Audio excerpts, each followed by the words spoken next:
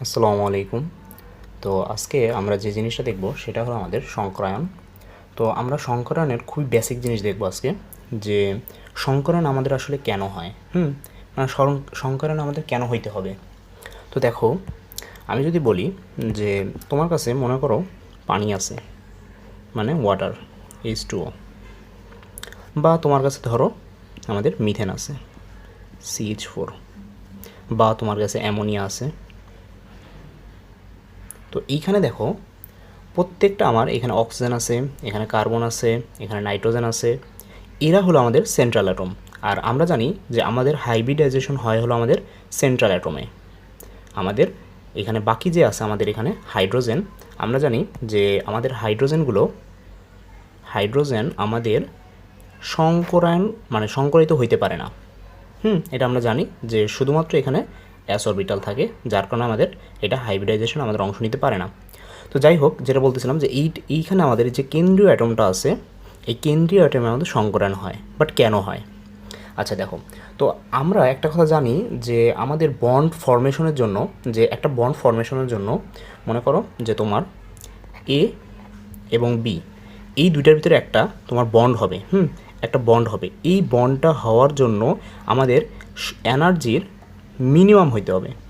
আমাদের এনার্জি যত মিনিমাম হবে আমাদের বন্ড তত স্ট্রং হবে, মানে এটা স্টেবল হবে। মূলত আমাদের স্টেবল সেই সব বন্ড বা সেই সব জিনিস স্টেবল হয় যাদের এনার্জি মিনিমাম থাকে। তোমার যদি এনার্জি মানে তুমি যদি এনার্জি অনেক বেশি হয়, যদি তুমি আর এনার্জি বেশি হয়, দেন তুমি সেটা আনস্টেবল হয়। আনস্টেবল হয়, সেটা সবসময় রিয়্যাক্ট করতে চায়, মানে সবসময় সক্রিয় থাকে। বাট তুমি যদি স্টেবল হইতে চাও, তাহলে তুমি যত কম শক্তি সম্পন্ন হবা তুমি তত বেশি স্টেবল হবা এবং তোমার সেই বন্ডটা তত বেশি স্ট্রং হবে। আচ্ছা, তো দেখো এইখানে ঠিক একই জিনিস ঘটে, যে ধরো আমি যদি কার্বনের কথা চিন্তা করি, যে আমি জানি কার্বন ইলেকট্রন বিন্যাস যদি করি 1s 2s 2p 2p2। আচ্ছা, তো এইটা হলো আমাদের কার্বনের আমার ইলেকট্রন বিন্যাস। তো এইটাকে যদি আমি এক্সাইটেড অবস্থায় লিখি, তাহলে তোমরা জানো যে কার্বন হয় 1s2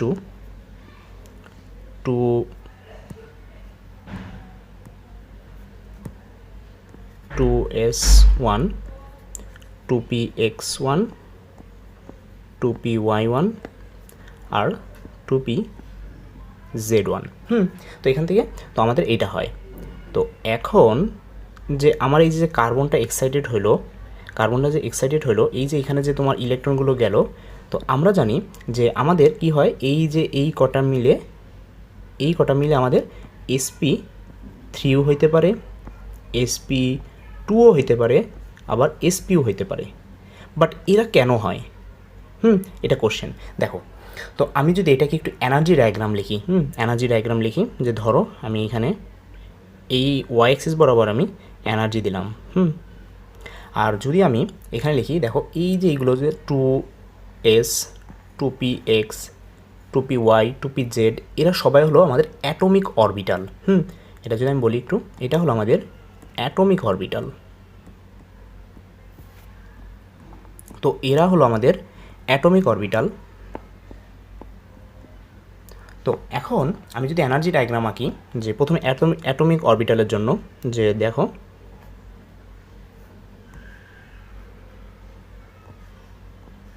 এটা আমাদের, দেখো এই যে 1s আছে না, এই যে এখানে 1s ও কিন্তু আমাদের সংকরায়নে আমাদের অংশগ্রহণ করবে না, কারণ ও ইনার শেলে আছে। আমি যদি কার্বনটা একটু আঁকি, দেখো কার্বনটা এই যে এখানে দুইটা ইলেকট্রন আছে, এরা কিন্তু আমাদের হাইব্রিডাইজেশনে অংশগ্রহণ করবে না, কারণ এরা নিউক্লিয়াসের কাছে আছে, ইনার শেলে আছে, এরা মানে বন্ডে অংশগ্রহণ করবে না হাইব্রিডাইজেশনে।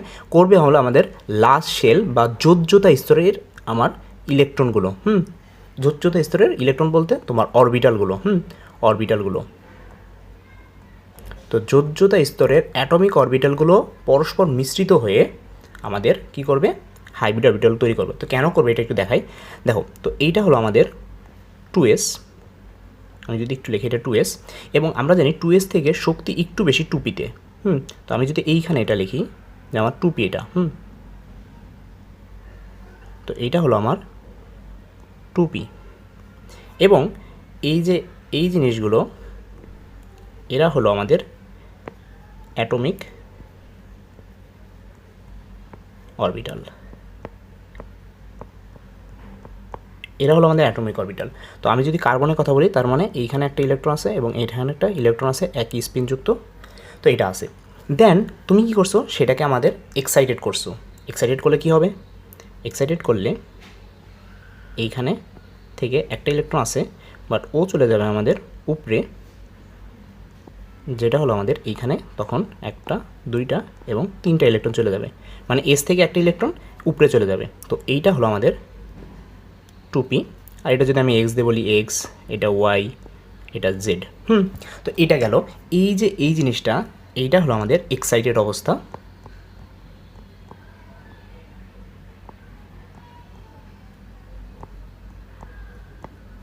Excited state. তো কী হলো, আমি এক্সাইটেড করলাম, যার কারণে আমাদের এইখানে 2s একটা ইলেকট্রন আছে এবং এটা গেল। তো এখন কি হয় দেখো, এই যে এখানে কিন্তু এই অ্যাক্সিস বড় আমাদের কিন্তু এনার্জি আছে। এটা দেখো। তো এখন কি হয়, হাইব্রিড অরবিটাল যে সময় হয়, তখন দেখা যায় কি আমার এই যে এনার্জি লেভেলটা আছে, এই এনার্জি লেভেল থেকে আমাদের এই এনার্জি লেভেল থেকে নিচে নেমে আসে এইখানে, এবং এই এনার্জি থেকে একটু উপরে উঠে আসে এইখানে। এবং দেন আমার যে অরবিটালগুলো হয়, ধরো এই একটা অরবিটাল হলো, এই একটা হলো, এই একটা হলো, এই একটা হলো। এই যে প্রত্যেকটাতে একটা করে যদি আমি ইলেকট্রন দেই, তাহলে এই যে এটা হলো, এইটা হলো আমার sp3, এইটাও হলো আমার sp3, এবং এটাও হলো আমার sp3, এবং এটাও হলো আমার sp3। মানে কি হলো দেখো, এইখান থেকে আমার শক্তির, যদি আমি এটা দেখি, দেখো এই অ্যাক্সিস বরাবর আমাদের শক্তি কাজ করতেছে, শক্তি। তো দেন দেখো এইখানে আমাদের পি, এই বরাবর আমাদের পি আছে শক্তি, এবং এই বরাবর আমাদের এস আছে। দেন যে সময় এই পি আর এই যেমন এস যে সময় মিলিত হলো, তখন এই বরাবর শক্তিটা গেল, মানে মাঝামাঝি বরাবর শক্তি গেল, মানে এনার্জি লস হইলো, মানে এনার্জি কম হইলো। আর এনার্জি যদি কম হয়, তাহলে আমাদের সেইটা হয় স্টেবল। এটা আমাদের স্টেবল। তার মানে এই কটা আমাদের এনার্জি লস করে একটা স্টেবল অবস্থায় স্টেবল অরবিটাল তৈরি করলো। তো আমি যদি লিখি যে এই কটা অরবিটাল, এরা হলো আমাদের হাইব্রিড অরবিটাল। Hybrid orbital. তো এরা তৈরি করলো কি, আমার হাইব্রিড অরবিটাল তৈরি করলো। দেন এইগুলো আমার কি করবে, বন্ড করবে। প্রত্যেকটা একটা ইলেকট্রন আছে। দেন আমার মনে করো যে যদি হাইড্রোজেনের কথা চিন্তা করি, তাহলে হাইড্রোজেনের একটা এস অরবিটাল আছে, এরকম 4টা হাইড্রোজেন এখানে এসে, এখানে একটা করে ইলেকট্রন আছে। আমি যদি অপোজিট স্পিনে দেখাই, তাহলে আরেকটা ইলেকট্রন আছে। দেন এরা এটার সাথে একটা বন্ড করবে, এটার সাথে বন্ড করবে, এটার সাথে বন্ড করবে, এটার সাথে বন্ড করবে। তাহলে আমি বলতেই পারি এটা আমাদের একটা মিথেন ফর্ম করলো।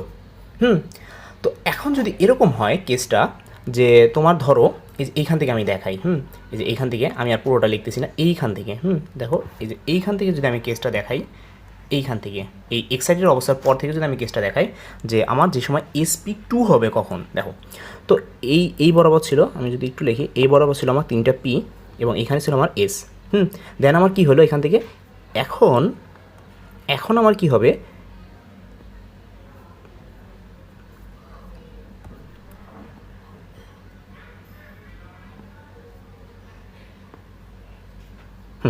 দেখো এখন এইখানে আমাদের এই একটা ইলেকট্রন আছে, এই একটা ইলেকট্রন আছে, এই একটা ইলেকট্রন আছে, আর এই একটা ইলেকট্রন আছে।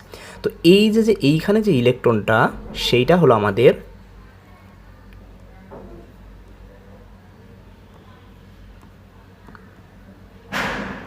আনহাইব্রিডাইজড পি অরবিটাল। এটা আমাদের আনহাইব্রিডাইজ পি অরবিটাল, কারণ এটা আমাদের পি মানে হাইব্রিডাইজেশনে অংশগ্রহণ করতেছে না। এটা আমাদের একটা এক্সিস বরাবর পারপেন্ডিকুলার থাকবে। বাকি যে 3টা হলো না, এই যে একটা, এই যে দুইটা, এই যে 3টা, এরা হলো আমাদের কী করলো, sp2, এটা sp2, আর এটাও sp2 ফর্ম করলো। দেন আমাদের এই আমাদের 3টা হাইব্রিড অরবিটাল, হাইব্রিড অরবিটাল, এটা আমাদের হাইব্রিড অরবিটাল। দেন এরা বন্ড করবে। যদি আমি বলি এটার উদাহরণ, তাহলে এরকম হয় যে ধরো CH2 ডাবল বন্ড CH2। তো তো আমরা জানি যে এইখানে আমাদের একটা বন্ড হলো সিগমা বন্ড হয়েছে, এবং এই যে আরেকটা আছে সেই যে এই বন্ডটা করছে হলো এই যে আমার আনহাইব্রিডাইজ পি অরবিটাল করছে পাই বন্ধনের মাধ্যমে, পাশাপাশি অধিক্রমের মাধ্যমে। আচ্ছা, তো এখন ধরো আমি পানির কথা চিন্তা করি, পানির কথা, H2O, এটার ক্ষেত্রে কী হবে? এখানে সেন্ট্রাল অ্যাটম অক্সিজেন, অক্সিজেন আমরা জানি 1s2 2s2 2p, এটা 8 2p 4। তো আমি এখান থেকে লিখতে পারি যে আমার এক্সাইটেড অবস্থা যদি হয় 1s, ঠিক আছে, 2s 2px 2py 2pz 2pz, এবং এইখানে আমার এটা আছে দুইটা, এটা আছে দুইটা, এটা আছে একটা, এটা আছে একটা। তো এখন যদি আমি এই জিনিসটাকে দেখো, এই যে আমার এই যে অ্যাটমিক অরবিটাল যোজ্যতাশীল আমার এই কটা আছে, এরা কি করবে আমার, এরা আমার হাইব্রিড অরবিটাল তৈরি করবে। এটা আছে আমার অ্যাটমিক অরবিটাল। কেন হাইব্রিড অরবিটাল তৈরি করবে? এনার্জি কম হওয়ার জন্য। এই অ্যাটমিক অরবিটালের যে গড় যে শক্তিটা আছে তার থেকে শক্তি কম হবে। তো আমি যদি ঠিক একইভাবে আমি যদি এনার্জি গ্রাফ আঁকি, তো এইখানে আছে আমার 2s দুইটা ইলেকট্রন, এবং এইখানে আছে আমার তিনটা পি অরবিটাল, এইটা এখানে আছে একটা, দুইটা, একটা, একটা। তো এখন এরা যদি আমার হাইব্রিডাইজেশনে যায় তখন কি হয় আমার, তখন এইখান থেকে আমার চারটাই করবে, চারটা, একটা, দুইটা, তিনটা, চারটা। তো এইখানে দেখা যায় কি এই একটা, দুইটা, তো এখানে মোট কয়টা ইলেকট্রন হলো দেখো, এইখানে ইলেকট্রন গেল দুইটা, দুইটা, চারটা, পাঁচটা, ছয়টা ইলেকট্রন গিয়ে এখানে আমার দেখো ঠিক 6টা ইলেকট্রনই আছে, এবং এইখানে আমার মোট 4টা অ্যাটমিক অরবিটাল ওভারল্যাপ করছে, এবং ঠিক 4টাই আমার নতুন হাইব্রিড অরবিটাল তৈরি করছে, এবং এরা সবাই sp3, এরা আমার সবাই sp3 অরবিটাল ফর্ম করছে। তো এখন যদি আমি বলি যে এইখানে দুইটা কেন থাকলো, এরা আসলে কি করছে, এইখানে এই ইলেকট্রনগুলো জাস্ট মানে তোমার sp2তে আমরা জানি যে এইটাও তো একটা অরবিটাল, এটা হলো আমাদের হাইব্রিড অরবিটাল। তো আমরা জানি একটা অরবিটালে ম্যাক্সিমাম 2টা ইলেকট্রন থাকতে পারে। তো এখানে কি হয়েছে, যেহেতু আমার এখানে 6টা ইলেকট্রন আছে, এবং এই যে এই জিনিসটা এইটাও হুন্ডের নীতি ফলো করে। দেখো প্রথমে তোমার একটা একটা করে গেছে, দেন তোমার 2টা গেছে, এইখানে 2টা তারা মানে এই হাইব্রিড অরবিটালে তারা অলরেডি 2টা অরবিটাল মানে 2টা ফিল আপ করে দিছে। অলরেডি তোমার 2টা ফিল আপ করছে, যার কারণে যে আমার এখানে 2টা কী হিসেবে কাজ করে জানো, এই 2টা আমার কাজ করবে আমাদের লোন পেয়ার হিসাবে। এই 2টা হিসাবে আমার কাজ করবে কী হিসাবে, লোন পেয়ার হিসাবে। যেহেতু আমার এখানে 2টা ইলেকট্রন ফুলফিল হয়ে গেছে, এটা আমাদের লোন পেয়ার হিসেবে কাজ করবে, এবং এরা বন্ড করবে না, কারণ বন্ড করার জন্য আমার একটা বন্ডে আমরা ম্যাক্সিমাম 2টা ইলেকট্রন থাকে, যেই 2টা আমাদের অলরেডি এখানে ফুলফিল হয়ে গেছে, যার কারণে এখানে আমাদের এটা লোন পেয়ার হিসেবে কাজ করবে। তো যেহেতু আমার তোমার এইখানে 4টা অরবিটালই করছে, তো এই হলো আমার 4টা অ্যাটমিক অরবিটাল। ঠিক একইভাবে আমি যদি নাইট্রোজেনের কথাও বলি, যে অ্যামোনিয়া, এই অ্যামোনিয়ার এখানেও জানি আমরা এখানে লোন পেয়ার থাকে, তো একটা আমাদের এখানে লোন পেয়ার তৈরি করবে, আর বাকি 3টা আমার বন্ড করবে, যেটা হলো এরকম আমার হাইড্রোজেনের সাথে বন্ড করে। আর যদি পানির কথাটা বলি, যে পানি অক্সিজেন থাকে এরকম, এখানে 2টা লোন পেয়ার থাকে, এবং আমার এখানে ভি শেপের 2টা হাইড্রোজেনের সাথে বন্ড করে। তো এই হলো আমাদের অরবিটালের একেবারে বেসিক একটা জিনিস, যে আমাদের অরবিটাল কেন ফর্ম করবে, বুঝতে পারছো? মানে মূলত এখানে কি হয়, যে তোমার একটা এস অরবিটাল প্লাস, যদি আমি বলি যে আমার 3টা পি অরবিটাল, যে এই একটা, এই 2টা এবং এই 3টা, এরা যুক্ত হয়ে এখানে 3p এবং এখানে 1s মানে একটা এস আর কি। মানে এটা মনে হয় দেখতে কেমন মানে হইতেছে 3টা পি অরবিটাল, 3টি পি, আর এখানে হলো একটি এস। তো এরা কি করলো দেখো, এইখানে কিন্তু ওর শক্তি আর এই 3টার শক্তি প্রায় সেম, হ্যাঁ প্রায় সমশক্তি, বা মানে আমি সমশক্তি বলতে পারবো না, বাট প্রায় সেম। 2s আর হলো 2p যদি আমি বলি, তাহলে এই দুইটার শক্তি প্রায় সেম। তো এরা কি করবে, এরা হলো সবাই অ্যাটমিক অরবিটাল।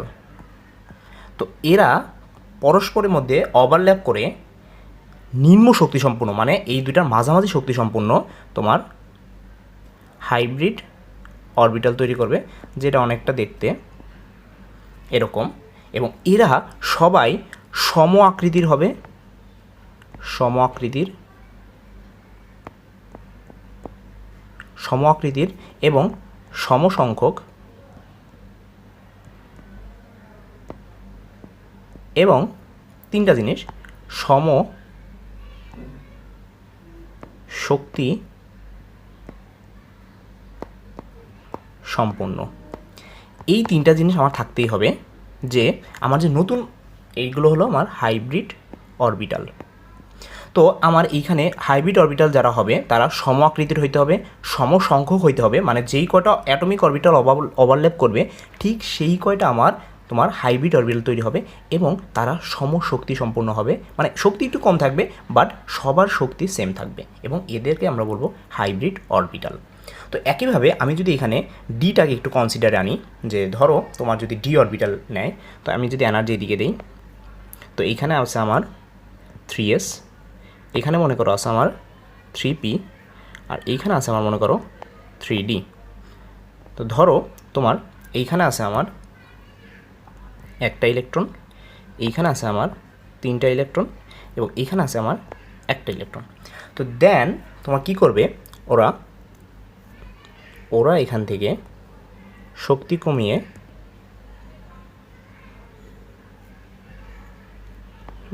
ধরো এরকম একটা শক্তি কমে এই একটা অবস্থানে ওরা আসবে, তো এখন আমি যদি বলি যে এখানে আমার কয়টা অরবিটাল আছে, মোট কয়টাই করছে 1 2 3 4 5টা, তার মানে 5টা করলো। দেন আমি যদি ইলেকট্রনগুলো দিই, তাহলে এই 1টা 2টা 3টা 4টা 5টা, এবং এরা কি করলো sp3d আমার হাইব্রিড অরবিটাল তৈরি করলো 5টা। দেখো এখানে যদি আমি শক্তির কথাটা বলি, আমি মূলত এখানে শক্তিটা মানে ইন্ডিকেট করতেছি, যেহেতু আমি বলতেছি যে মানে অ্যাটমিক অরবিটাল থেকে হাইব্রিড অরবিটাল হয় কেন, এখানে মূল জিনিসটা হলো শক্তির কারণ শক্তি কমাইতে চায়। দেখো তোমার ডি অরবিটালের যে শক্তির লেভেলটা, পি অরবিটালের যে শক্তির লেভেলটা, এবং এস অরবিটালের যে শক্তির লেভেলটা, দেখো ডি অরবিটাল থেকে নেমে গেছে, পি অরবিটাল থেকে একটু নামছে, এবং এস অরবিটাল একটু উপরে উঠে অ্যাভারেজ একটা শক্তি তোমার স্তরই করছে, যেটা হলো আমার এই শক্তি স্তর, এবং তারা শান্তিপূর্ণভাবে আমার হাইব্রিড অরবিটাল তৈরি করছে। তো এই হলো আমার মূলত মানে হাইব্রিডাইজেশনে একেবারে বেসিক একেবারে একটা জিনিস। তো এরপরে আমরা হাইব্রিডাইজেশনের পরের লেকচারে আমরা হাইব্রিডাইজেশনে আরও বিস্তারিত জানবো, ভ্যাসপার থিওরি আছে যে কেন লোন পেয়ারি করে, তো এইগুলো আমরা নেক্সট লেকচারে দেখব। তো আজকে আমাদের এই পর্যন্তই থাকবে।